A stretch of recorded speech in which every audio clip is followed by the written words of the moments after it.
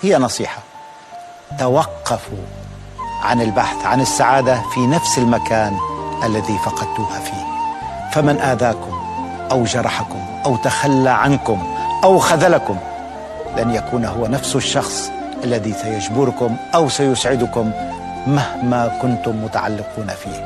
هؤلاء صفحة تنزعونها ولا تقلبونها في كتاب حياتكم.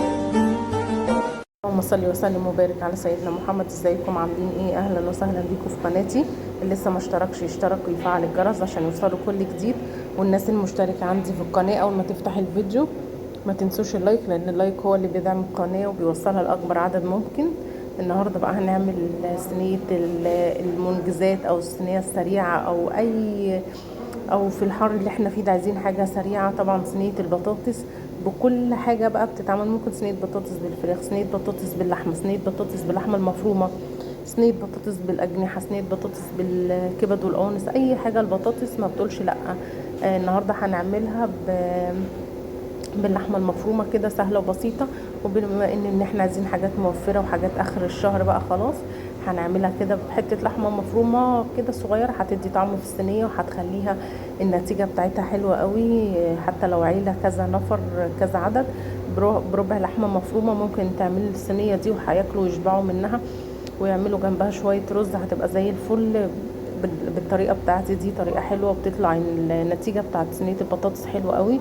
وهنعملها النهارده خفيفه كده من غير صلصه ولا حاجه، كله بنقطعه كده. اول حاجه جبت البصل قطعته شرايح، وبعدين هقطع الطماطم برضو شرايح، والثوم لو برضو عندكم ثوم مفروم، مش عندكم ثوم عادي قطعوه برضو كده شرايح، قطعوا كله شرايح بحيث ان هي تدي صوص كده وطعم حلو. وجربوها بالطريقه دي. اول حاجه انا جبت كده البصل قطعته، وبعدين هقطع الطماطم اللي عندي، وبعدين هجيب الصينيه اللي هعمل فيها.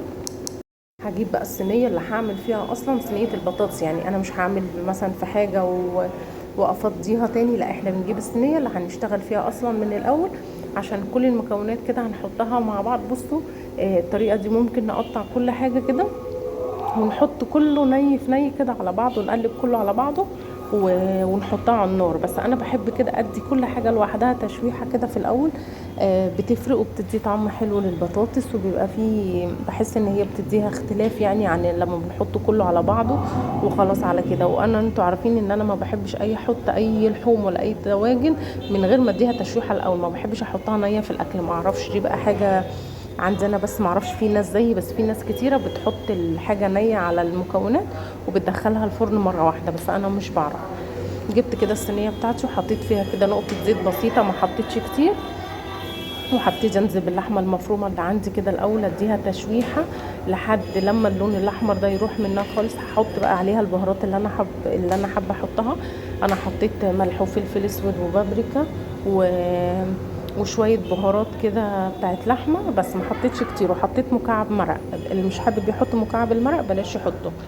فالبهارات دي حاجه ترجع لكم، اي مكونات في البهارات انتوا بتحبوها حطوها. يعني صينيه البطاطس مش بتقول لا يعني، بس الافضل ان انتوا تخلي كده كل حاجه على طعمها. انا حطيت حاجات بسيطه كده يعني شويه بساط من بهارات اللحمه، عطت طعم حلو، لكن ما اختلفش الطعم، يعني بتدي بس ريحه كده وطعم حلو. لكن صينيه البطاطس طبعا الاساسي فيها الملح والفلفل الاسود، هي دي اساس صينيه البطاطس. بعد بقى ما حطيت اللحمه كده والبهارات كده عليها كلها، هبتدي ان انا اشوح فيها لحد لما اضيع منها كل اللحمه الحمراء دي، اللي هي يعني ادخلها في السوا خلاص، ان هي تبقى دخلت في السوا. وزي ما قلت لكم حابين تحطوا اللحمه على البطاطس على البصل على كل حاجه، دي حاجه ترجع لكم، بس انا مش بحب كده. هبتدي بقى اشوحه. بصوا هي قطعه لحمه كده صغيره، بدات ان انا اشوح كده كل اللحمه اللي عندي واضيع منها الحتت الحمراء كلها. وبعد ما هشوحها كده واحس ان هي خلاص دخلت في السوا، هبتدي انزل عليها بالبصل اول حاجه، وبعدين بقى هاخد حاجه حاجه كده وراها البصل ووراه الطماطم ووراه البطاطس، وبقى هنشوف يعني واحده واحده. بس لو وصلتوا لحد هنا ولسه ما عملتوش لايك للفيديو، يا ريت تعملوا لايك، عشان اللايك هو اللي هيوصل الفيديو لاكبر عدد ممكن، وانا محتاجه ان انتوا تدعموني شويه. هبتدي انزل كده بالبصل كله واديله تشويحه برضو، ان انا بس ادخله ان هو يدبل كده حاجه بسيطه. وبعدين هروح حاطه الطماطم. بس زي ما انتم شايفين كده احلى بصل تقطعوه في صينيه البطاطس لما يكون كده شرايح. انا مش بحب افرم البصل خالص في صينيه البطاطس. هنا خلاص بعد بقى ما شوحت البصل مع اللحمه كده، هبتدي بقى انزل بالطماطم اللي عندي. وبعد الطماطم هروح انا الاول هنا بحط كده معلقه توم واحده، لو عندكم توم مصحح حطوا كام فص كده، قطعوه برده شرايح. انا حطيت كده معلقه صغيره بس عشان عندي توم مفروم، تديها بس ريحه، بتبقى البصل والثوم حلوين في البطاطس. يعني لازم تحطوا توم. وهبتدي بقى انزل دلوقتي بالطماطم اللي عندي، احط بس مكعب مرق الاول كده، اللي بيديها طعم حلو. اللي مش حابب طبعا يحط مرق ما يحطش.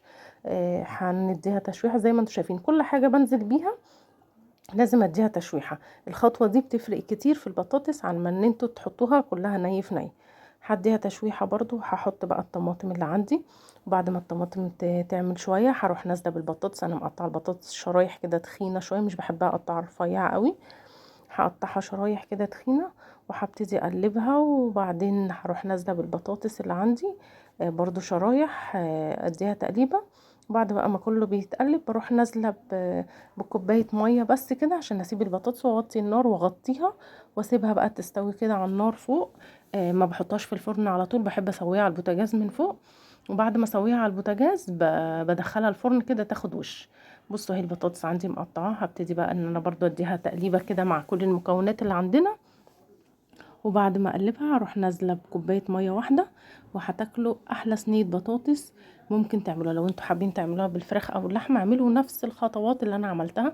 انزلوا الاول برضو بالفراخ او اللحمه كده، ادوها تشويحه على الوشين، وبعدين حطوا البهارات بتاعتها، وبعدين البصل والثوم والطماطم وفلفل اخضر طبعا لو حابين تحطوا فيها وكل المكونات دي. وبعدين انزلوا عليها بالميه نفس الطريقه، بس الفرق ان انتوا هتغيروا اللحمه المفرومه بحاجه تانية.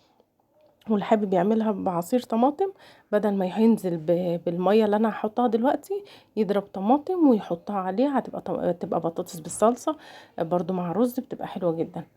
كده خلاص عندي صينيه البطاطس عندي بقت جاهزه. كل حاجه خلاص دخلت كل المكونات في قلب بعضها وما بقلبهاش بقى تاني. خلاص صينيه البطاطس ما تقلبش كتير عشان ما تتكسرش منكم. هنبتدي بقى نحط دلوقتي الميه بتاعتها. وبعد ما احط الميه بتاعتها اسيبها تستوي على البوتاجاز من فوق كده، اغطيها وبعدين ادخلها الفرن. ناس كتيره ممكن تقول صينيه البطاطس سهله او بسيطه، بس في ناس كتيره ما بتعملهاش حلوه او ما بتبقاش ليها طعم زي ما انا بقول لكم. فهي صينيه البطاطس على قد ما سهل الممتنع، على قد ما هي سهله بس لازم ليها خطوات كده بتنجحها اكتر وبتديها طعم وريحه حلوه. بعد كده هحط بقى كوبايه الميه واسيبها تستوي. هدخلها الفرن اهي كده خلاص. هنزل بقى بالميه اللي عندي وادخلها الفرن واسيبها تستوى بقى وتاكلوا احلى بطاطس ممكن تدوقوها بالطريقه دي.